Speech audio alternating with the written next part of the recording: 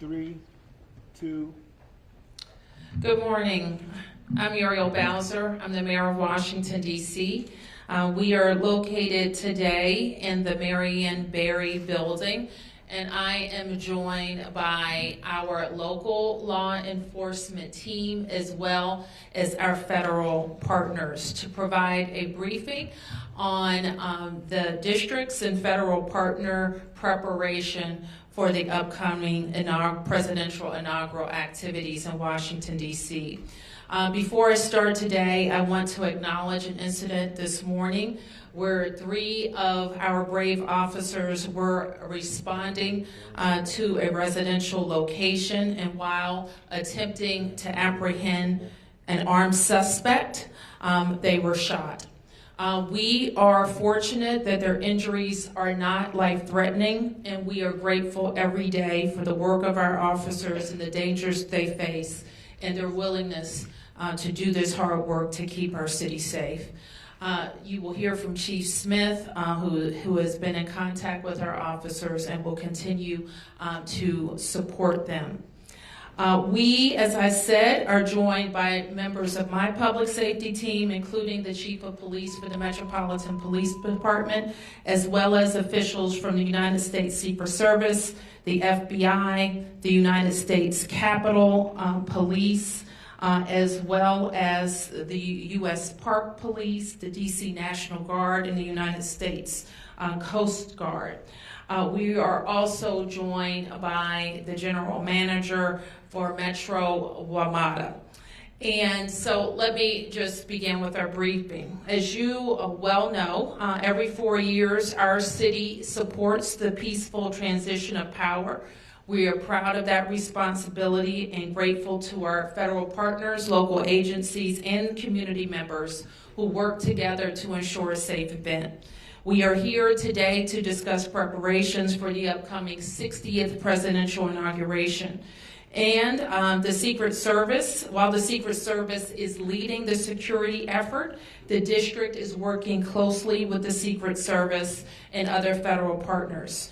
I want to recognize all of the teams for their work around the 2 national special security events of last week, including the certification of electoral votes on January 6th, as well as President Carter's funeral. So in addition to the public safety personnel who ensured the seamless processions through our city and that the nation's work was done, I want to acknowledge our other great team at the Department of Public Works and the Department of Transportation who ensured that the snow was cleared and the city was safe. For residents and businesses, most of the impact of the inauguration will be felt in the area directly around the National Mall, the United States Capitol, the Convention Center, and around Union Station. So if you live, work, or need to travel through those areas that are shown on the map in this coming week and weekend, make sure to plan ahead and give yourself extra time. We also encourage people to use public transportation instead of driving. To help plan for Inauguration Week, we've activated 2 resources, so please use them.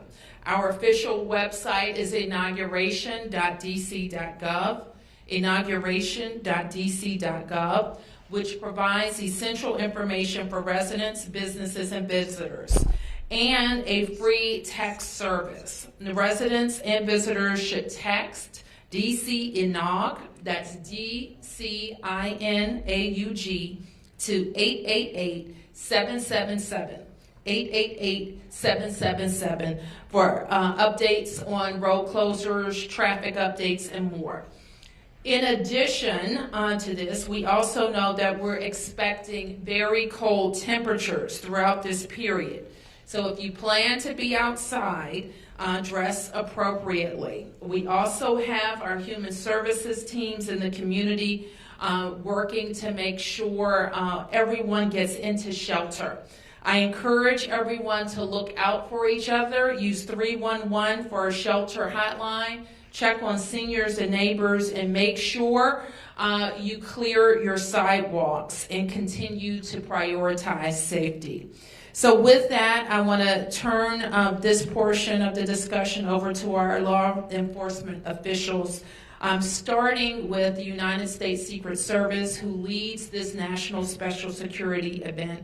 So please, I'm welcoming Special Agent in Charge, Matt McCool, from the United States Secret Service, Washington Field Office.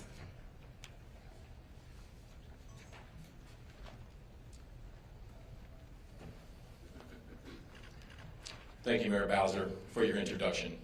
I want to start by offering our thoughts and prayers to the MPD officers who were injured this morning. I'd like to thank Chief Manger in the Capitol Police, Assistant Director in Charge David Sundberg in the FBI Field Office, Chief Smith in the Metropolitan Police Department, WMATA's General Manager and CEO Randy Clark in the Metro Transit Police, Chief Taylor in the U.S. Park Police, Major General Andoni in the D.C. National Guard, United States Army Major General Breeding Camp and the Joint Task Force National Capital Region, and all of our outstanding partners in the NCR. Lastly, I want to thank the men and women of the Secret Service's Washington Field Office who have been relentless in their mission to protect our democracy. Many in this group were together just 10 days ago to discuss the operational security plans for the 2025 counting and certification of electoral votes and the state funeral of former President Carter. These events showcase the teamwork and partnership of public safety personnel in the National Capital Region. A week from today, this collaboration will again be on display at the 60th inaugural ceremonies. The upcoming inauguration, which will take place on Monday, January 20th at the Capitol, is the third leg of our Triple Crown. The Department of Homeland Security has pre-designated presidential inaugurations as national special security events. Both the election certification and funeral ceremonies were given this same NSSE designation. This designation allows the federal government, along with our state and local partners, to use all available resources to implement a comprehensive security plan. The Secret Service authors this security plan and coordinates assets with many of the public safety partners in this room and beyond. The majority of NSSEs are held in and around Washington, D.C., meaning everyone here knows what needs to happen. Regular training, constant communication, and the frequency of these events puts us in a position to succeed. The Joint Congressional Committee and inaugural ceremonies organize the upcoming inauguration, which thousands of special guests will attend. These include President Biden, Vice President Harris, several former presidents, Supreme Court justices, and lawmakers from the House and Senate. Hundreds of thousands of attendees will also be on hand to watch the peaceful transfer of power on the Capitol grounds. The public is also invited to view the inauguration from the nearby National Mall. Chief Manger will provide additional information on safety precautions underway at the Capitol. All attendees will undergo screening. Designated checkpoints will be set up for members of the public interested in attending the inauguration. A map of the perimeter showing the locations of all checkpoints will be available online at www.inauguration.dc.gov. The website will also provide information about parking, road closures, and other impacts. The Federal Aviation Administration will announce temporary flight restrictions in and around Washington, D.C. The U.S. Coast Guard will communicate any maritime restrictions, which will also be linked to the inauguration website. Additional fencing and concrete barriers will supplement the fencing already around the Capitol for the election certification and President Carter's funeral. More than 30 miles of anti-scale fence will be used for the inauguration, more than any other NSSE ever before. The Secret Service's comprehensive security plan will continue to use drones as part of our protective posture. Do not be alarmed if you see these assets during the inauguration or in training in the days ahead. The Secret Service will bring agents and other specialists from field offices across the country to provide a full slate of visible and invisible security measures. We work side by side with our partners throughout the process as everyone plays an equal part in safeguarding this event. As evidence of this cooperation, consider the more than 1,500 annual protective visits the Secret Service Washington Field Office conducts with our MPD partners. It is also worth recognizing the historic nature of 3 NSSEs over 14 days. This busy period further coincided with several notable winter weather events. This demonstrates that the resolve of the Secret Service and our partners has never been stronger. Once again, I want to thank everyone here and those in the region for their patience. This all-star team is working to keep everyone safe while minimizing disruptions to the public as much as possible. And now it is my pleasure to introduce Chief Major of the United States Capitol Police.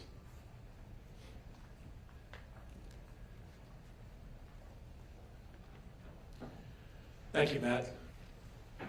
With the inauguration coming up next Monday, many of the security enhancements that went up around the Capitol for January 6th and for President Carter lying in state have remained in effect. And as you heard from Special Agent McCool, the fencing remains up and will be staffed by individuals who, on the day of the inauguration, will be able to assist people in terms of getting in, getting screened, and finding their way to where their seats are. One of the differences between what we expect this weekend and next Monday from the past few weeks is that we expect much larger crowds.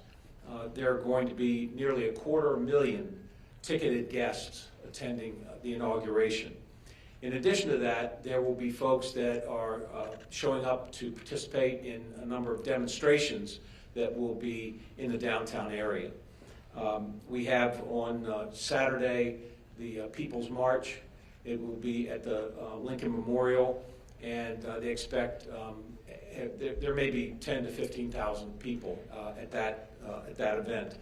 On the day of the inauguration, there will also be demonstrations going on. A group called We Fight Back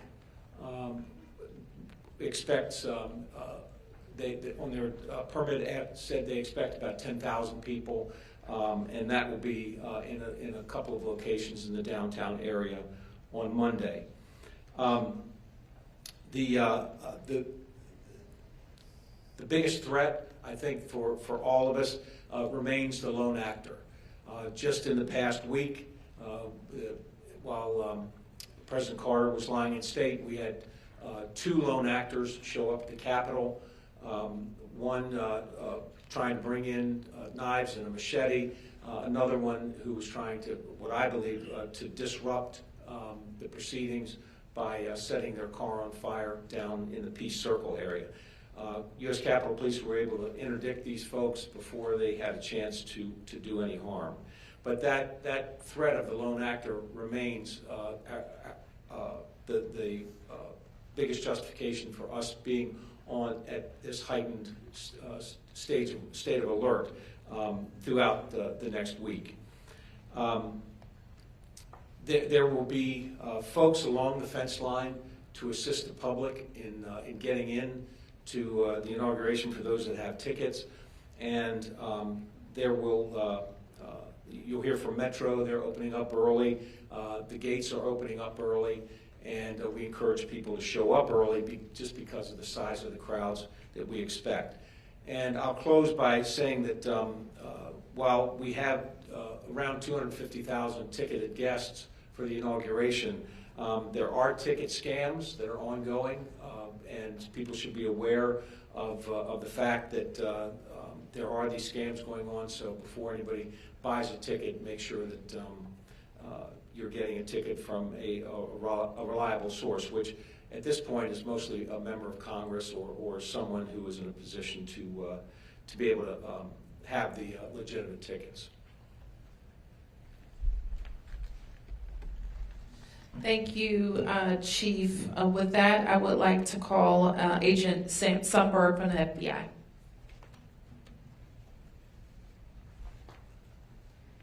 Thank you, Madam Mayor. Good morning, I'm Dave Sundberg, Assistant Director in charge of the FBI's Washington Field Office, and I appreciate this opportunity to be here today to discuss the FBI's partnership with both federal and local agencies to prepare for the 60th presidential inauguration. For this event, the FBI has lead federal law enforcement responsibility for crisis management, counterterrorism, and intelligence analysis. For the inauguration, the FBI will operate 2 command posts, one at the Washington Field Office and one at FBI headquarters. These command posts serve as central hubs for employees to analyze intelligence, assess potential threats, coordinate investigations, and surge resources as needed. They will be running throughout the NSSE period. We are not currently tracking any specific or credible threats to the inaugural ceremony or to the Capitol complex. We will continue to work closely with our partners to share information and identify and disrupt any threats that may emerge. As always, we remind the public to remain vigilant and report suspicious activity to law enforcement. We look forward to working with our partners to ensure that these events are held safely. It's my pleasure to introduce Metropolitan Police Department Chief Pamela Smith.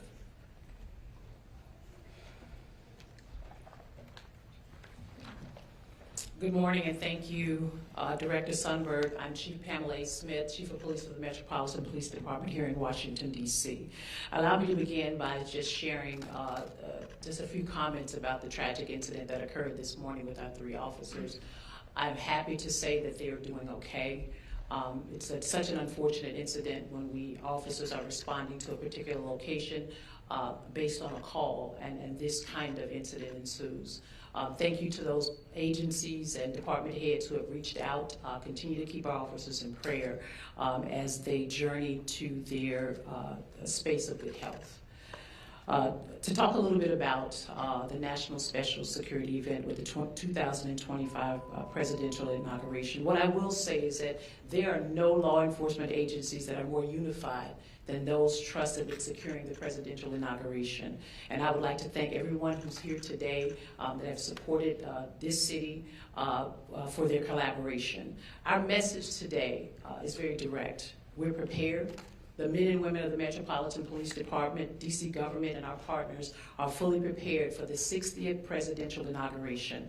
And let me briefly speak to what that means in terms of support. Our entire police department will be activated for the presidential inauguration. In addition, we'll be reinforced with nearly 4,000 officers from across the United States who were generous enough to raise their hands and commit their time to assist the Metropolitan Police Department. Those additional resources will be deployed to manage traffic, secure dignitary routes, and ensure public safety in our city. I'd like to pause and thank those officers who are coming to our city, taking time away from their families to ensure the safety and security of this event. Their commitment to our country, to this city, and their law enforcement partners are admirable. They deserve praise from us all. Also, I want to extend special thanks to their leadership teams for allowing them to come and support us for this event. In addition to the support of the fellow law enforcement partners, we will have 7,800 National Guard members that will be activated across the district to assist with the inauguration. This is not just at the request of the Metropolitan Police Department, but at the U.S. Secret Service and those who are under the Security Special Inauguration event for today.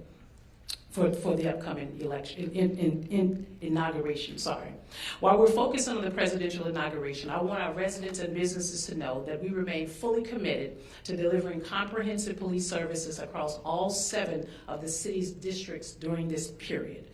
We know we'll be able to rise to the challenge because we've done it before. No city handles large-scale events better than the District of Columbia.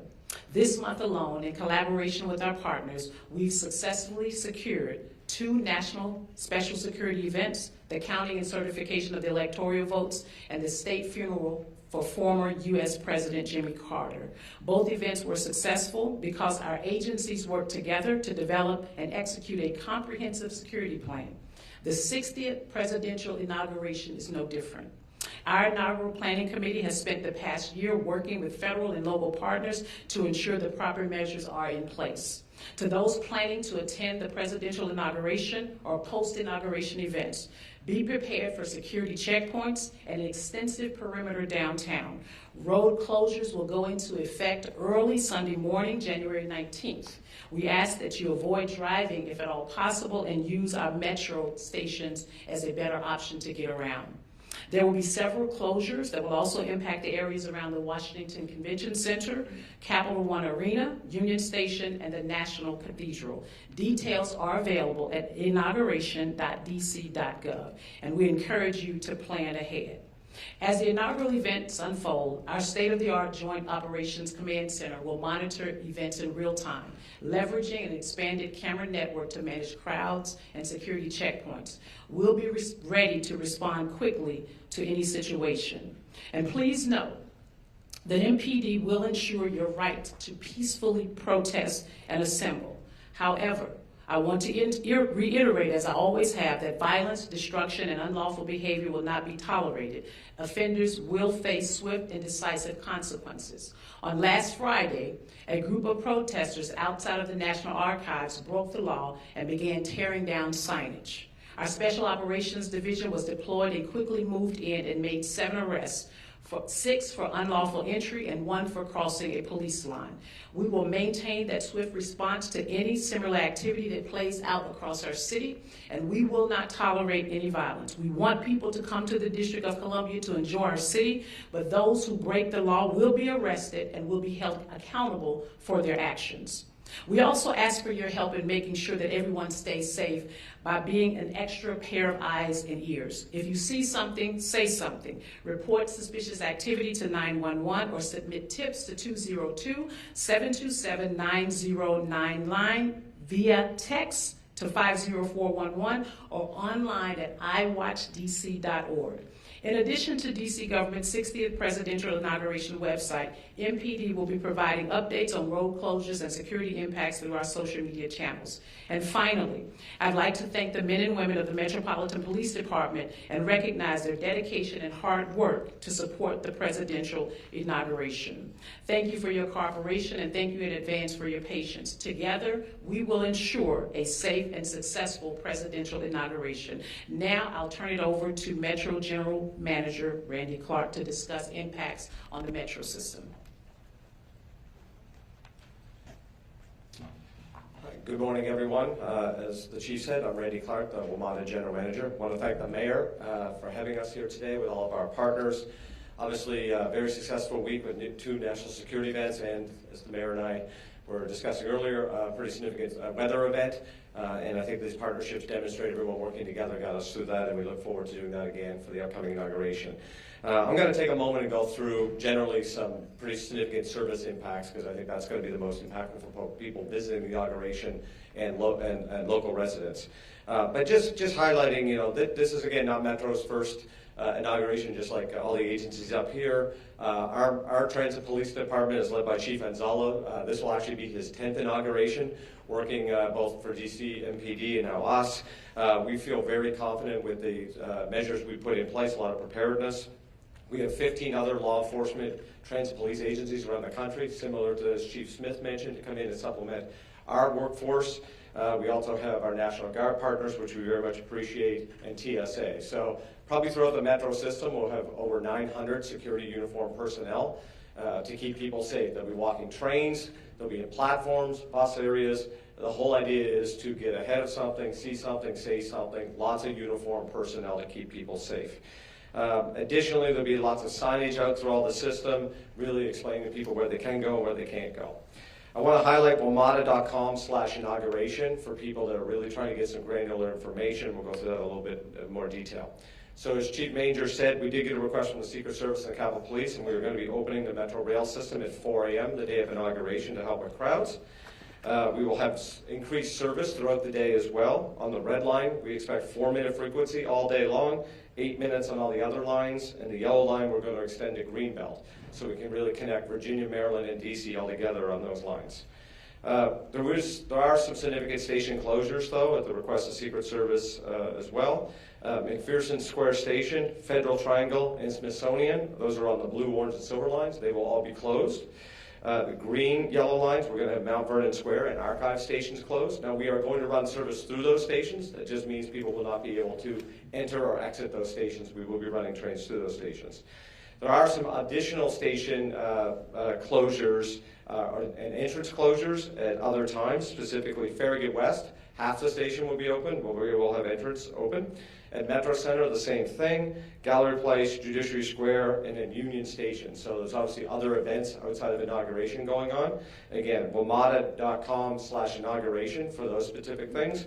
We'll also be posting everything on social media, and we encourage people to follow Metro Pulse. So a significant amount of rail impact throughout the multi-day process. We also have 41 bus detours throughout the whole downtown area. I think it's fair to say if you have to go downtown, like the mayor said, please prepare and try to find alternatives as best as you possibly can. A couple other quick highlights we're going to do. We encourage people to pay with either a Smart Trip card or on your phone. You could just tap your Apple Pay and go.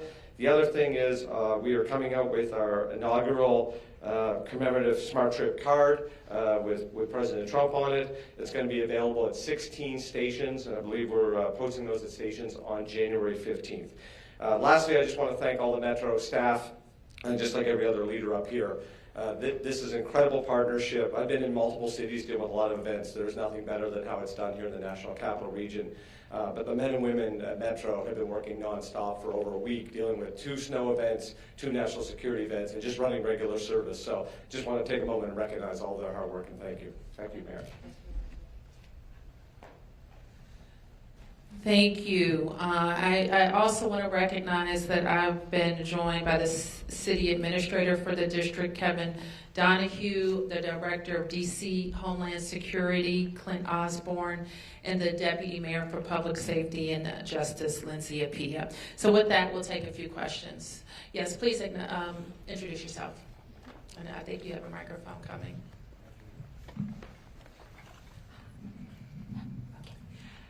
Thank you. My name is Sonia Schott with Diario Las Americas. I would like to know what is different this year in comparison to last year's in the light of the recent events, security events happening in New Orleans, and also recently during one of the rallies of President-elect Trump.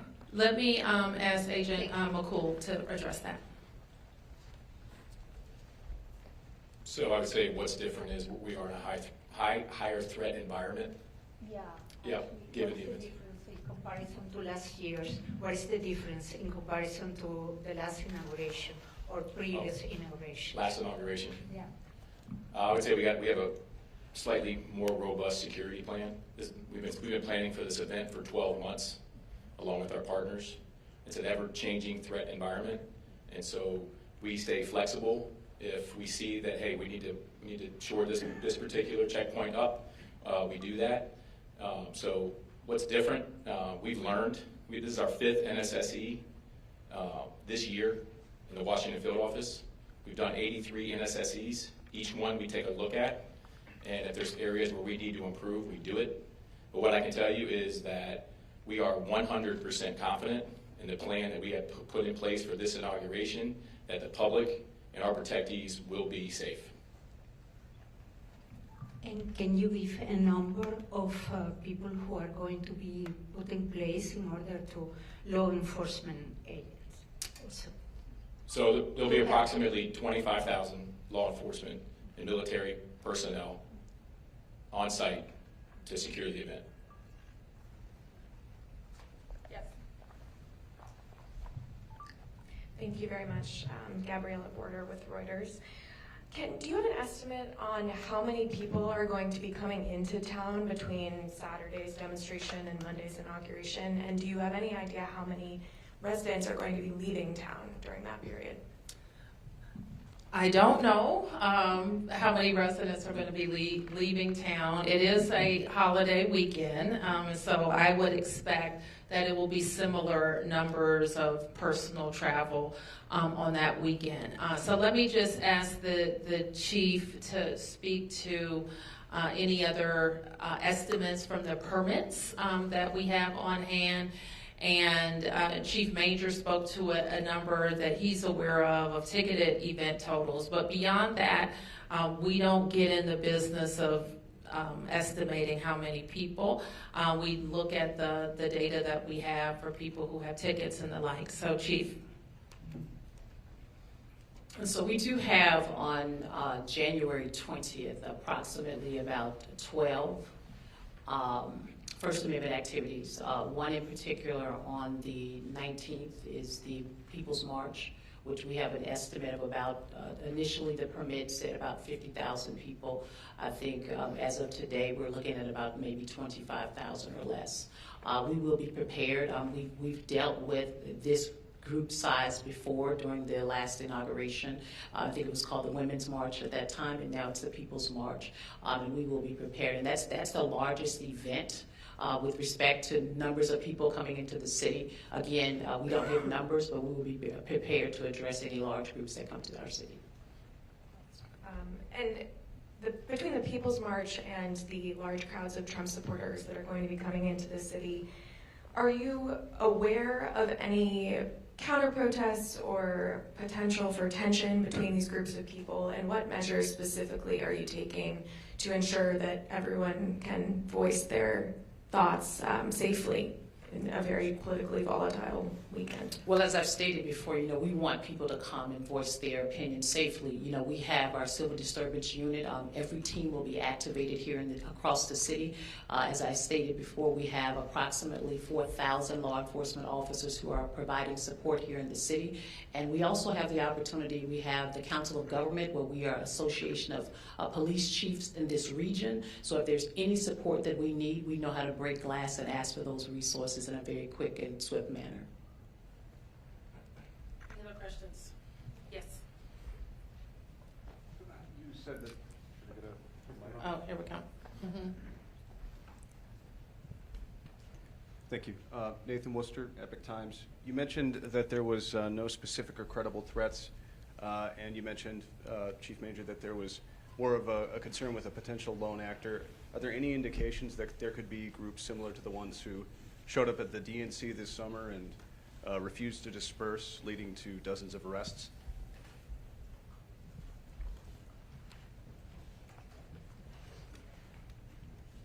We're prepared for any of that. One of the precautions we've taken is the security fence around the Capitol complex, and we're hopeful that that'll keep any of the protests from getting too close to the Capitol. And we have adequate resources in terms of assistance with other law enforcement agencies on Capitol grounds to quell any disturbances if they start. So there are no indications of those similar groups at this so far? None. There's we have no intelligence to that effect. Yes. Good morning. I have a couple of questions. My first question is for the law enforcement personnel, particularly those who are going to be closest to the ground. How do you mitigate Fourth Amendment violations, throughout this entire endeavor? Just given the fact that this is a polarizing time, we have two groups, a lot of people going at it on the ground. What's the strategy as far as mitigating that so that people don't feel like they're being singled out? And I'm just speaking because those are similar sentiments back in 2020 at the height of the George Floyd protests. Chief? Well, Sam, thank you for the question. I think right now, we're in two different time periods with respect to what was happening around the George Floyd time period and where we are today with respect to Fourth Amendment and with respect to how we engage with the community. I think we have come a long way with bridging the gap between how we deal with our residents and even the groups. I mean, if you notice here in the city, we allow peaceful protests all the time. But when it comes to violating the law, we're just not going to tolerate it. I've given my team direct orders as of last week. Anyone who thinks that they can come into this city to destroy property, we will be prepared to deal with them or destroy our businesses. We want people to come into our city. I think we train, if not annually, biannually on Fourth Amendment. I, in particular, have had many conversations with our U.S. Attorney's Office, and I brought them into our police department to also provide us with additional training around Fourth Amendment. So I think we'll be very prepared to deal with any Fourth Amendment issues that may arise. Yeah, a couple more questions if that's cool. For me or for the mayor? Go ahead. Mm-hmm. And I don't want to get tangential, but with the MLK holiday coming up, and with the recent federal complaint levied against the empowerment program here in D.C., what is on your mind as a mayor Federal complaint about what? Federal complaint about an affinity program, Mhm. black girls in D.C. Mhm. There's a parent group that is that filed a complaint against that last week. Okay, I'm not familiar So- with that. No problem. Mhm. But it's in line with the DEI pushback that's been happening over the last couple of years. Mhm. And seeing as though we're celebrating Dr. King's birth, and you as a black female mayor are a beneficiary of what he has accomplished, what is on your mind coming into this time where Trump is coming into office and we have the GOP targeting programs that are meant to protect our black and our affinity groups? Well, there's a lot on my mind, but right now we're focused on a peaceful transition of power and the district working with federal law enforcement partners to ensure that that happens.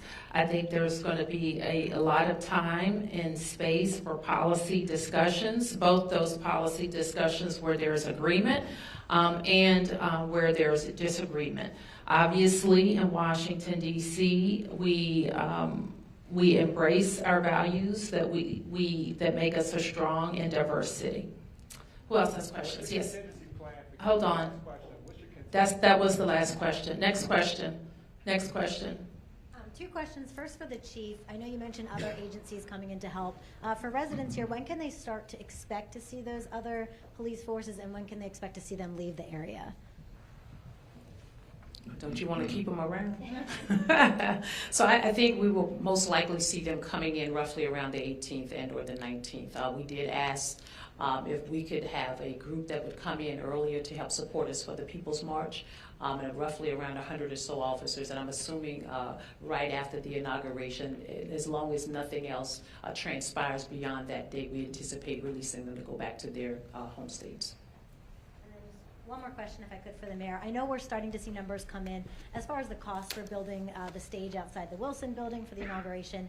For residents that are concerned about spending $1.5 million on that instead of, using those dollars locally for programs, what do you say to them? We do it every 4 years. I hate that the costs have escalated, but if you can imagine those costs escalating, think about our schools, buildings, our road projects, and everything else that the district builds.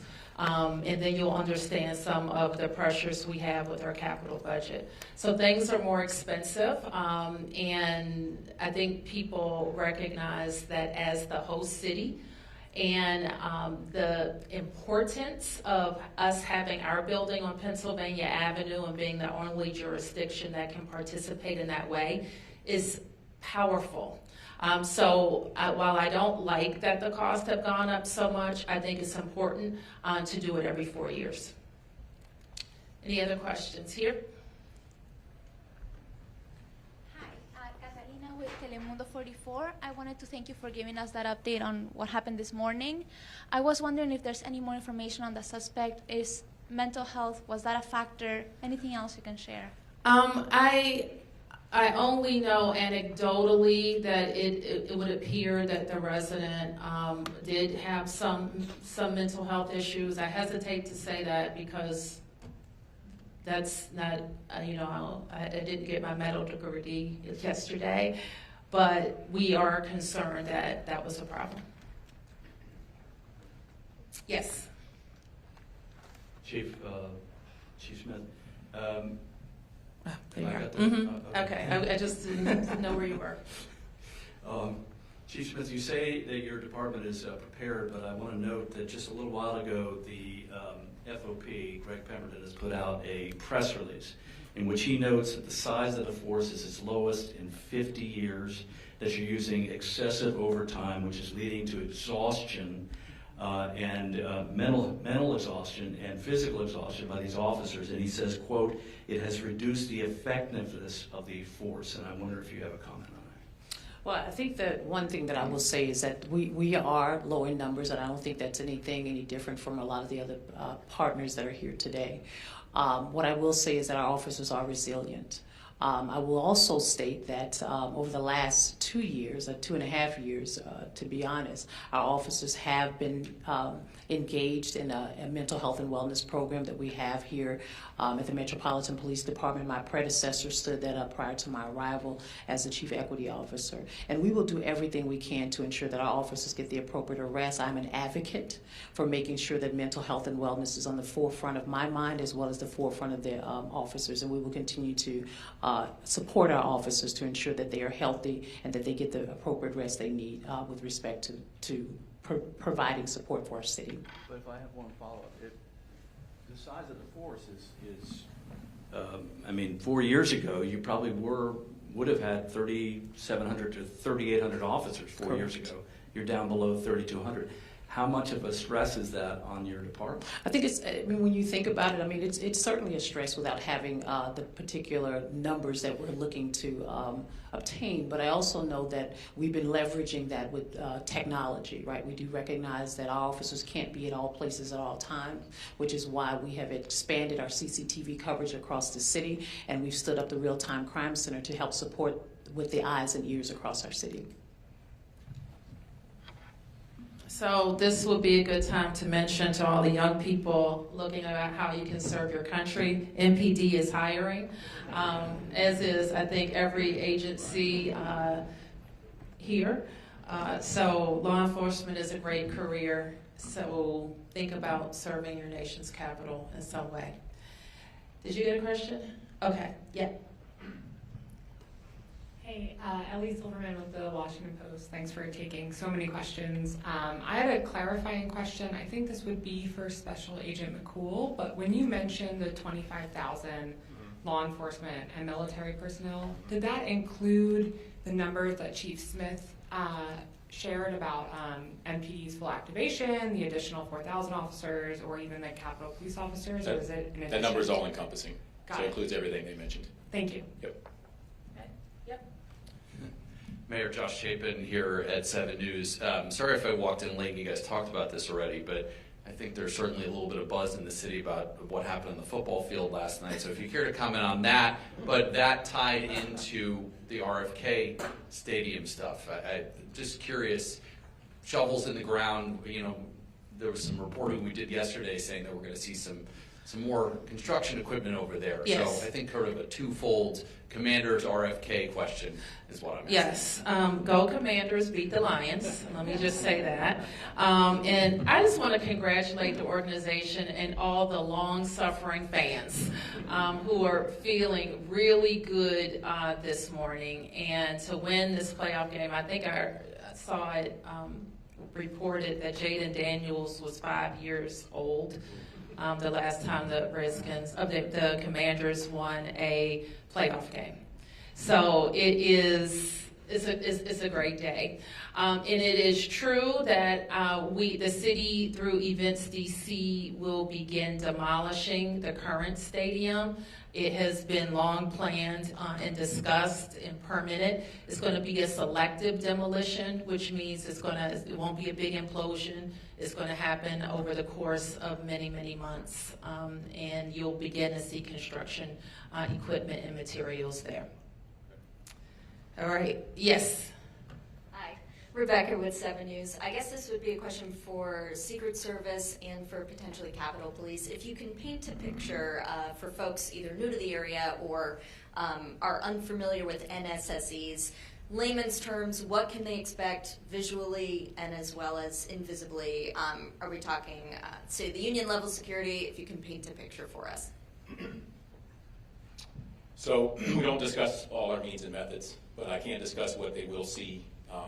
So they will see lots of anti-scale fence. They will see tactical teams. They'll see CDU units. They'll see officers and agents on rooftops. They'll see checkpoints. They'll see road closures and barriers and concrete. That's what they can plan to see. Answer your question. Anybody else? Yes. On topic. What is your contingency plan? Well, on the topic of this relationship between local and federal, what is your contingency plan if by any chance, with Trump coming into office once again, that home rule is, close to being eviscerated, that things are under threat? What's your contingency plan when the discussions go nowhere and when the person who you hope is cooperative is not being cooperative? Well, I think we always are planning for how the district responds to our legal authority and our right to self-determination. So that doesn't ever change. But it also doesn't change the fact that the district wants to work cooperatively with those who work with us. That includes the incoming president and the incoming leadership in the Congress. Any other questions? Yes, all right. This may be the last one. Okay. Yes. Kind of going off of the viewing stand, do you know at this point how many people are set to be in the viewing stand outside of the Wilson building? Is it a full house? Is it? It will be. We will occupy all the seats. And in addition to that viewing stand, we also support the Presidential Inaugural Committee with building the viewing stand across from the White House and the media stand. I think, does anybody know the number of seats? I want to say it's probably like 50 or something like that. It may be more, 50 to 60, I don't know. And then I will invite guests and the council will invite guests. But to clarify, the 1.5 million is for just the I Wilson think so. stand, right? I think so. Okay, thank you. So you all can write all about it, the 1.5 million, that's what it cost. And so here's the question for the people. Do you not want to be represented on Pennsylvania Avenue during the most watched event of the political season? You could say no. I'm not going to say no as mayor. I'm going to do it now. I'll do it the next time, like I did it the last times, just like we did it for every other president. Okay, thank you, everybody.